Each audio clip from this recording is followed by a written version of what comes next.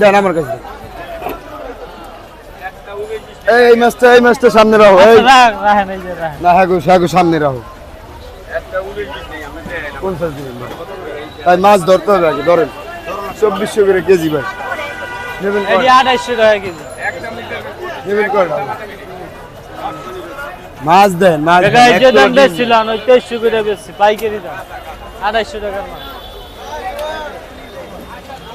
তাজা ইলিশ খান, ডিম ছাড়া ইলিশ আঙ্কেল, ভালো ইলিশ আর আছে। ওইসে দিয়ে বেশ এই মিটে দেখেন এটা, দেখেন মাছের গাদা দেখেন।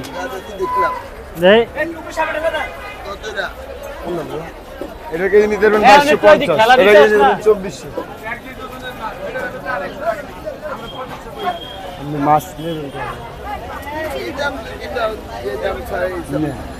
এক তোলা ডিম নেই মাছ, 1 তোলা ডিম নেই।